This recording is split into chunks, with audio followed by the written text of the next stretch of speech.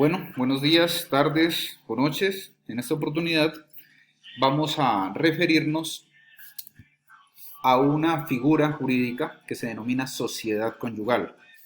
Esta sociedad conyugal es uno de los efectos que genera el matrimonio. Para ser más precisos, estamos hablando de un efecto de carácter económico, ¿sí? Cuando nosotros hablamos de los efectos del matrimonio, pues pueden ser varios. Hay efectos personales y efectos patrimoniales. En este caso, vamos a hablar de los efectos patrimoniales, pero precisando que es un efecto económico, de uno de los efectos económicos y patrimoniales del matrimonio. Cuando nosotros hablamos de esta sociedad conyugal, tenemos que referirnos necesariamente a unas características, ¿sí? Por ejemplo, esta sociedad conyugal, decimos, nace del matrimonio y sin embargo no es un efecto obligado del matrimonio. Es decir, no necesariamente eh, todos los matrimonios tienen sociedad conyugal y esto lo vamos a ver más adelante. Esta sociedad conyugal es una sociedad sui generis. Me explico con esto. Cuando nosotros hablamos de las sociedades, muchas veces entendemos pues que es un contrato que celebran varias personas, ¿sí?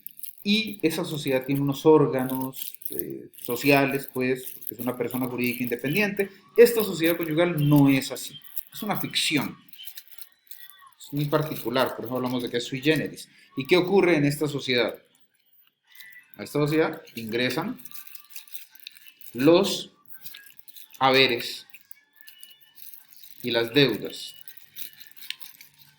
Los saberes y las deudas que adquieren los cónyuges en vigencia del matrimonio, ¿sí? Pero la sociedad conyugal no son estos bienes. Perfectamente puede existir una sociedad conyugal sin bienes.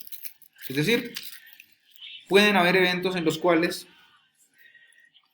eh, durante la vigencia de la sociedad los cónyuges no adquieren bienes o al momento de la disolución no existen para ser distribuidos como gananciales. Estamos hablando de que la sociedad conyugal nace entre dos personas, ¿sí? El matrimonio es entre dos personas. Hoy en día con el matrimonio igualitario pues se sigue manteniendo en todo caso esta condición y de alguna forma nosotros podemos hablar de que la sociedad conyugal termina siendo, en los términos en los que existe, un premio a la monogamia, porque no existen sociedades conyugales para uniones poliafectivas, por ejemplo, ¿no? No hay esa posibilidad. Esta sociedad surge en virtud de la ley, ¿sí? Porque si los contrayentes antes del matrimonio celebran capitulaciones, esas capitulaciones son las que terminan rigiendo la sociedad conyugal. Pero de lo contrario, como generalmente ocurre, la rige el Código Civil. Entonces,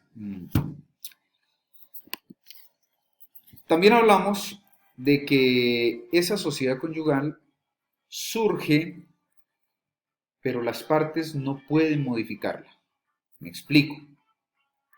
Si las partes no celebran capitulaciones, decimos, la sociedad conyugal rige conforme al Código Civil. El Código Civil establece que durante la vigencia de la sociedad conyugal no hay unos cambios porque el Código no los contempla. Es decir, la sociedad conyugal nace con el matrimonio y muere el día en que se disuelve ese matrimonio o el día en que los cónyuges, por acuerdo o de forma contenciosa, proceden a disolver ese régimen común de bienes a través de una separación de bienes. Esa sociedad conyugal, bueno, decimos, puede ser disuelta de forma contenciosa o por mutuo acuerdo.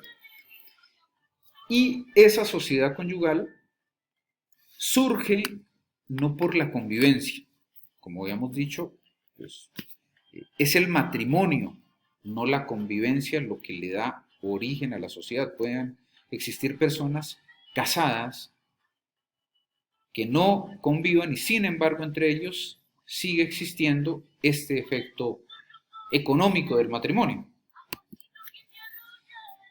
Los cónyuges pueden administrar y disponer libremente de los bienes, ¿sí?, durante la vigencia de la sociedad conyugal. Una vez disuelta, pues las condiciones cambian y esas disposiciones pueden estar sujetas inclusive a sanciones si se llegaran a hacer de mala fe.